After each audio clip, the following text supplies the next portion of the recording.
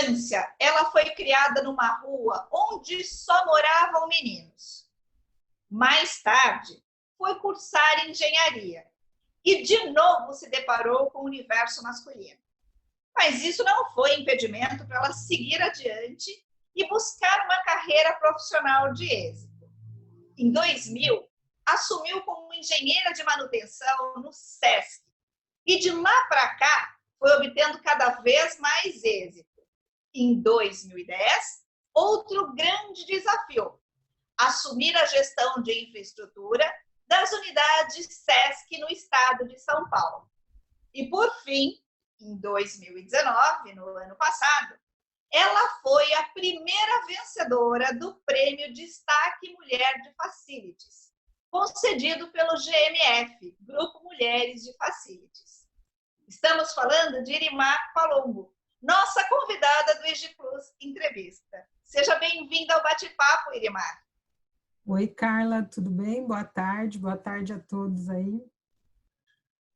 É o seguinte, Irimar, queremos ouvir de você como foi receber o Prêmio Destaque Mulher em Facilities. Você foi a primeira ganhadora. Como é que isso se deu?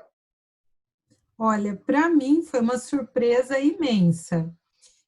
Já foi uma grande surpresa quando eu fui abordada no LinkedIn. Na época, quem estava responsável pela organização me mandou uma mensagem dizendo que eu era uma das indicadas. E eu fiquei surpresa mesmo. Uma, porque estava fora do meu âmbito de relacionamentos, né? Eu não participava ainda do grupo de mulheres de facilities, então eu fiquei muito surpresa. E fiquei muito feliz, lógico, de saber que meu trabalho é observado e é reconhecido fora da empresa, né? Além daquele círculo que às vezes a gente circula bem mais, né? Aquele círculo de amigos, o pessoal do MBA. Então, eu fiquei muito surpresa, muito feliz. Foi um momento mágico, assim, para mim. E como é que foi o impacto dessa premiação na sua carreira? Você percebeu uma mudança com a conquista dessa premiação?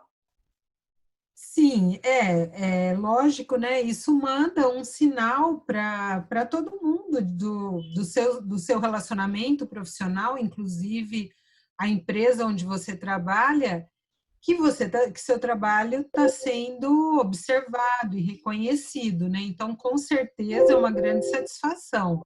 E, com certeza no SESC, né? Muita gente é, gostou também, ficou surpresa com esse reconhecimento. Irimar, desde criança, você sempre transitou com bastante desenvoltura no universo masculino. Mas você percebe que as oportunidades em relação a mulheres e homens são diferentes? Como é que isso se dá no universo do Facilities? Olha, para mim é um pouco difícil falar, porque é como você falou, eu sempre vivi num ambiente muito masculino.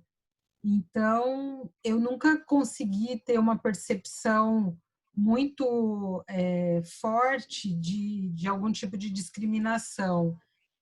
Para mim, as coisas sempre aconteceram naturalmente, às vezes com um pouco mais de dificuldade ou menos, mas eu nunca tive muito essa percepção. Hoje, mais velha e que eu tenho mais contato com outras empresas e tudo, eu consigo observar bastante isso acontecendo de maneira genérica, assim, não vejo nenhuma situação pontual, mas os números mostram isso, né? Então, é uma realidade que não dá para negar, mas eu não posso, não tenho nenhum caso de situação de discriminação por ser mulher ou não.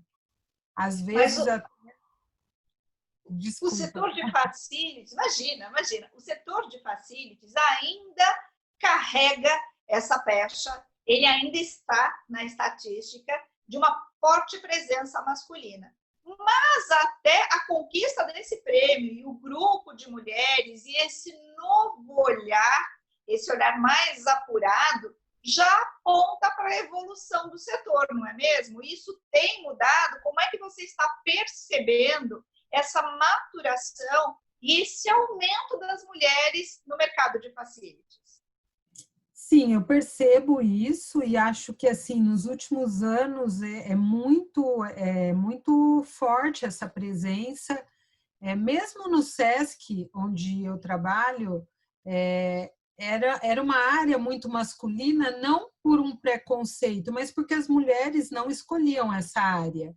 Então, proporcionalmente, nós temos muito menos engenheiras, né? Temos muito mais engenheiros homens. Mas a distribuição de crescimento eu acho que é bem igualitária. Agora, eu percebo que nos últimos anos, de maneira geral, na área de facilities, a presença feminina tem sido cada vez mais intensa. Inclusive, a gente acabou de ter a eleição para o Conselho da Abrafac, e, assim, um número imenso de mulheres que nunca houve antes. Inclusive, para o conselho, a gente elegeu muitas mulheres esse ano. Então, eu acho que, respondendo a sua pergunta, sim, a presença feminina vem aumentando e também vem aumentando os destaques na área, né? Porque aumenta em volume, mas também está vindo com bastante qualidade e aparecendo os destaques da área, né? Acredito que o prêmio fortalece essa presença, incentiva, estimula, modela, né? Dá um modelo para outras mulheres que querem seguir essa carreira. Você tocou num ponto bastante interessante. Até algum tempo atrás, essa área não era vista como uma carreira. Ela foi evoluindo aos poucos. Ela foi sendo moldada diante das necessidades. Mas agora a gente percebe até qualificação profissional, MBAs, cursos de especialização. E isso também aponta, independente do gênero, para a evolução deste mercado que tem se tornado cada vez mais imprescindível para os negócios. Então, esse cuidado do espaço, ele vem se desenvolvendo de tal forma que daqui a pouco a gente vai ter, a exemplo da sua formação, que é engenharia, daqui a pouco a gente vai ter aí um curso de facilities. Eu acho que ele não está muito longe da gente chegar nessa fase, né? Isso. Com certeza, com certeza. Respondendo à sua pergunta, essa área sempre existiu. Eu acho que o que faltava eram as pessoas se reconhecerem como facilities. Por quê? Porque a área existia com vários nomes. Então, é o administrativo, em algumas empresas, toda essa área de facility ficava ligada ao administrativo, em outras empresas, a parte de engenharia, em outras, serviços gerais, em outras, várias formas, né?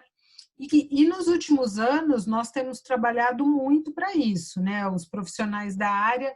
No exterior já existem cursos, como você falou, cursos de formação de facilities.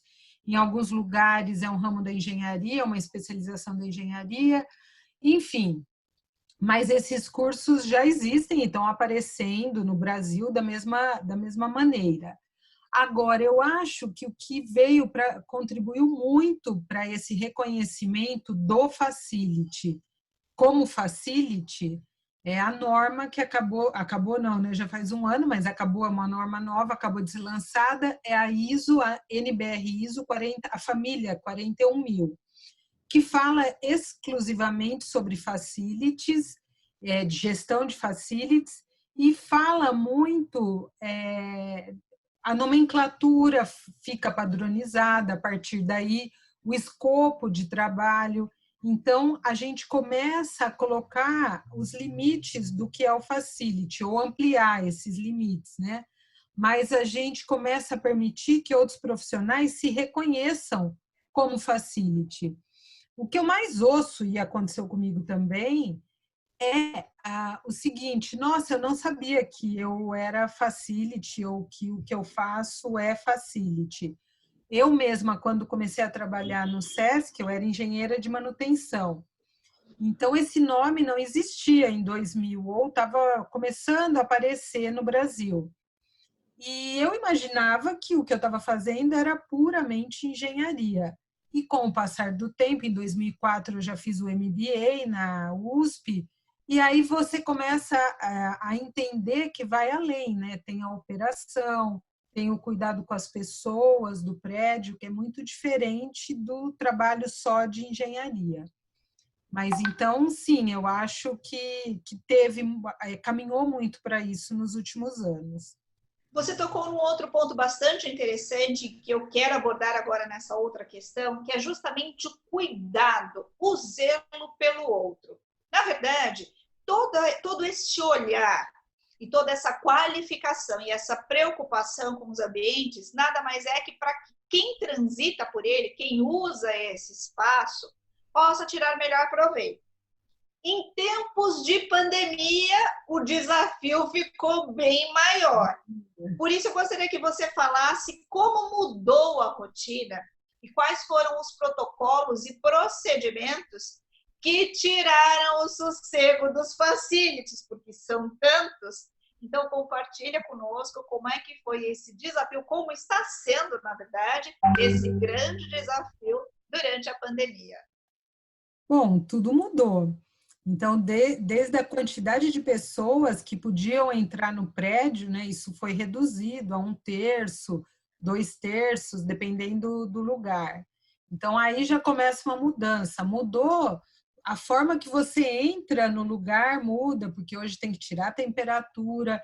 Então, toda essa definição de protocolos, estudar isso, porque não basta você sair repetindo o que está sendo feito por aí, mas você ir um pouco atrás do conceito, né? De todo o conceito que tem por trás disso.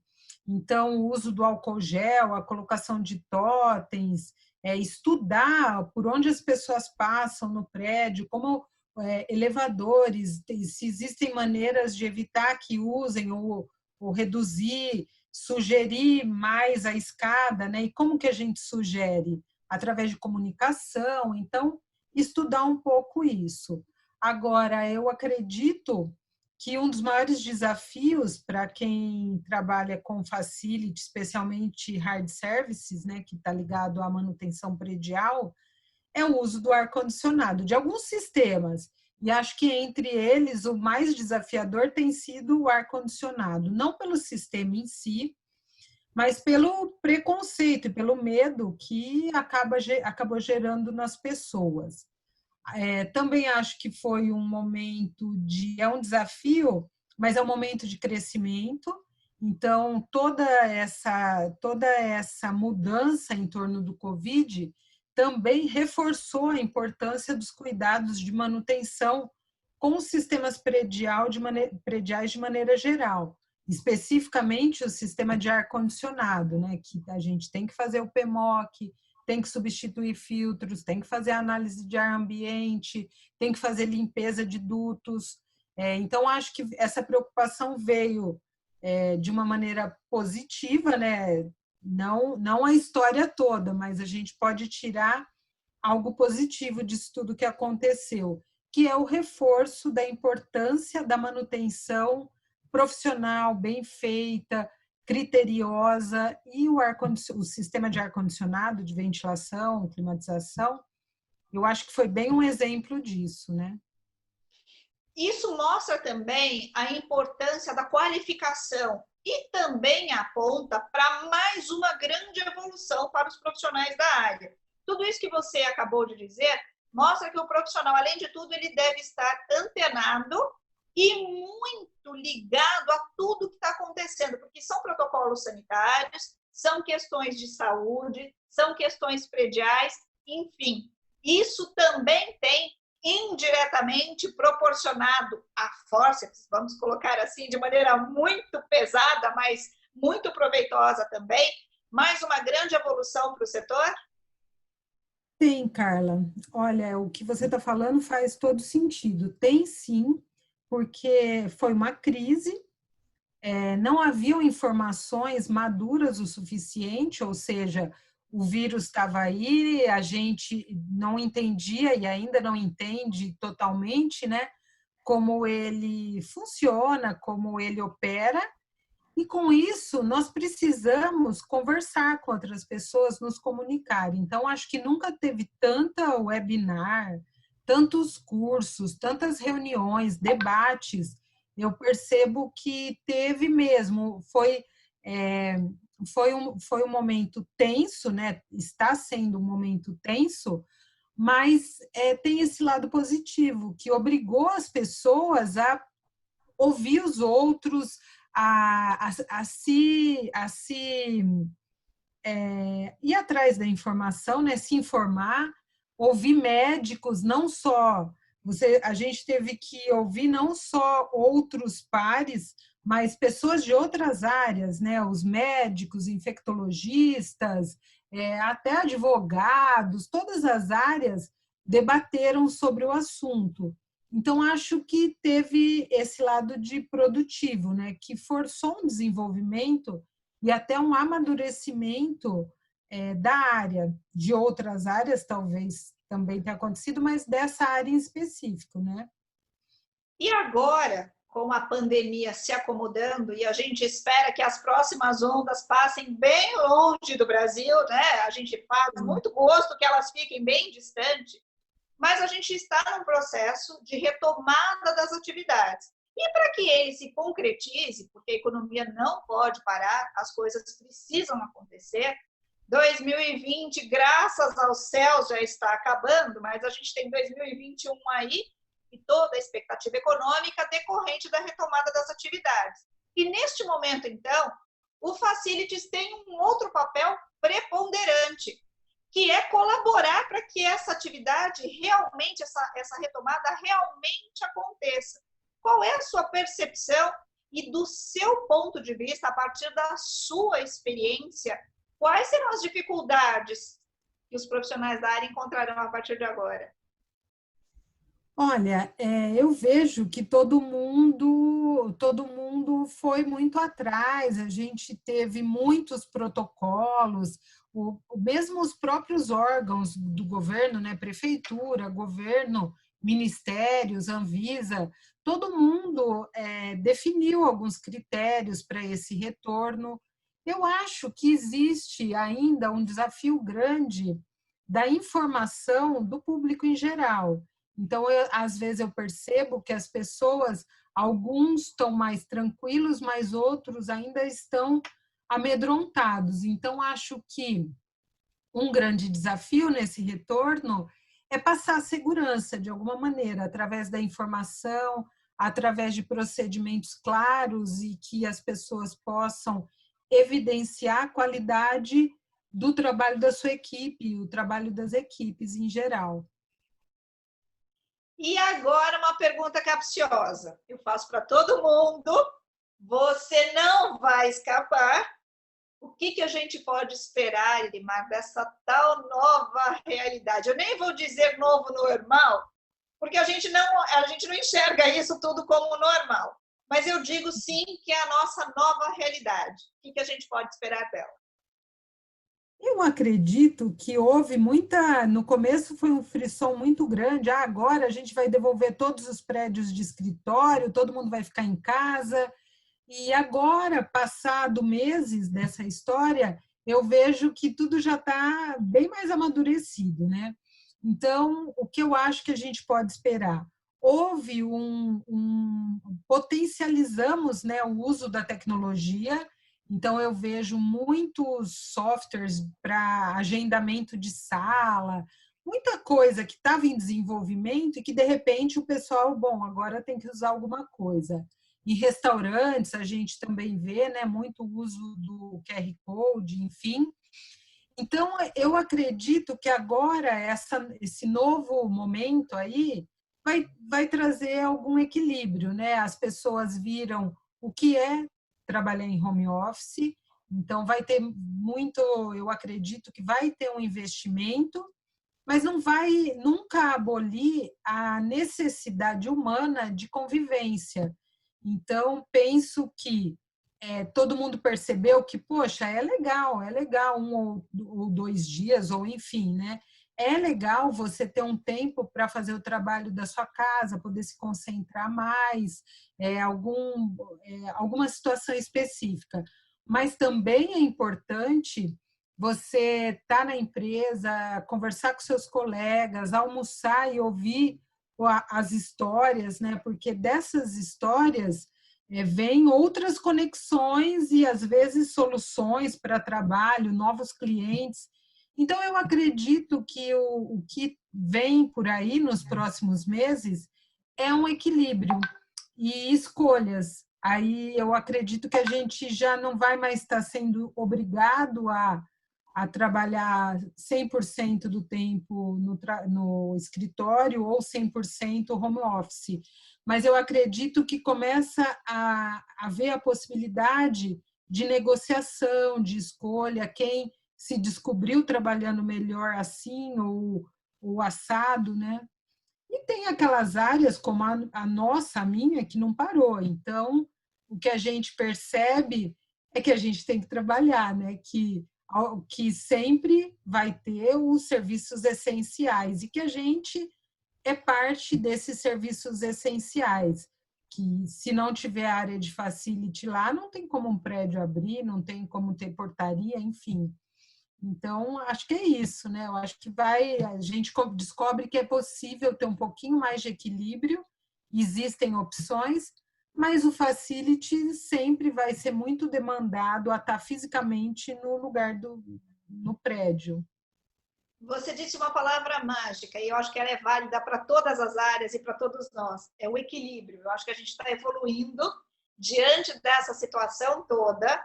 É um grande aprendizado, mas principalmente vamos atingir um ponto de equilíbrio onde a gente vai aprender mais e a gente vai passar a valorizar e fazer melhor uso das coisas, das relações, dos espaços, dos ambientes, do trabalho.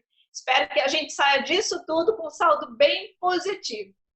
E tirando mais uma lasquinha do seu conhecimento, eu pergunto a você, já que você foi a primeira vencedora do prêmio, que dicas você dá às concorrentes desta edição?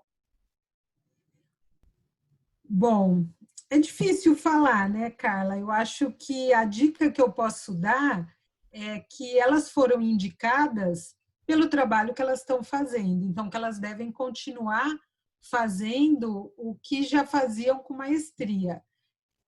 Acredito também que você nunca vai ser indicada se as pessoas não souberem o que você faz, se você não participar das atividades dessa comunidade. E como é que a gente participa? A gente participa fazendo cursos, a gente participa de palestras, a gente participa ajudando em algumas ações. Eu acho que a participação nos projetos, nas normas, a ABNT tem uma lista de normas que demandam pessoas, voluntários para discutir. Então, eu acho que é assim que seu trabalho aparece, que você começa a ser vista como uma profissional e não como parte da sua empresa.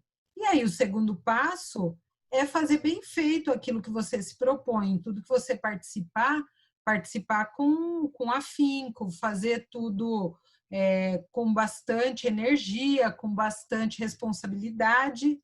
E, junto com isso, eu acho que tudo isso mostra a qualidade do profissional que você é.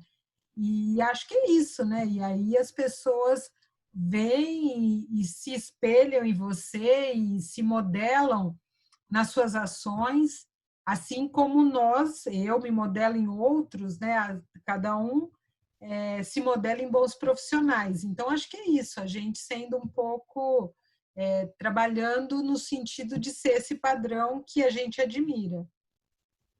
Que ótimo, você colocou muito bem, inclusive, a questão da comunicação.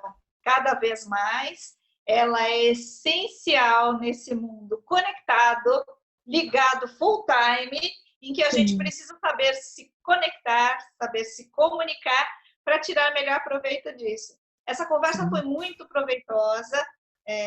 muito interessante a sua visão e até essa tranquilidade que você tem, acho que até pela sua experiência, de lidar com as coisas de forma tranquila. A gente espera ter essa tranquilidade, porque está todo mundo desesperado mesmo para voltar a trabalhar no escritório. Eu acho que todo mundo não vê a hora, já está assim aquela pergunta, quando mesmo a gente volta? Para poder retomar aquilo que a gente estava acostumado. Mas essa conversa foi muito gostosa, muito proveitosa. Eu agradeço a sua participação. Volte mais vezes e quando tiver novidades, conte para a gente em primeira mão. Carla, eu que agradeço a oportunidade de estar aqui, agradeço a Abralimp pelo convite, agradeço todo esse trabalho, e esse trabalho, admiro muito o trabalho da Abralimp, todo o trabalho que vocês fazem. Eu é que agradeço a oportunidade de estar aqui, falando um pouquinho do que eu mais amo fazer, e falando também para as pessoas que é isso, você fala de tranquilidade, mas eu acho que a tranquilidade vem da certeza de um trabalho bem feito. Então, esse retorno demanda confiança, né? Confiança no trabalho de todo mundo que está cuidando das instalações. Acho que é isso. Imar, muito obrigada pelo bate-papo. E para encerrar essa nossa conversa inspiradora, vai um pensamento de Eleanor Roosevelt, ex-primeira-dama dos Estados Unidos e grande defensora dos direitos humanos. Para cuidar de si mesmo, use a cabeça. Para cuidar dos outros, use o coração. É bem isso que você falou. É com coração, é com amor pelo que a gente faz que os melhores resultados vêm. Muito obrigada. E muito obrigada a você que está aí do outro lado também, a nossa audiência, acompanhando as nossas entrevistas. E um agradecimento especial aos nossos patrocinadores, Alfa Tena, Inservice e Spartan. Quer alguém conversando aqui comigo? Quer ver outro bate-papo tão agradável como esse com a Irimar? Escreva para a gente, comunicacau@abralimp.org.br. Nos vemos no próximo episódio. Até lá!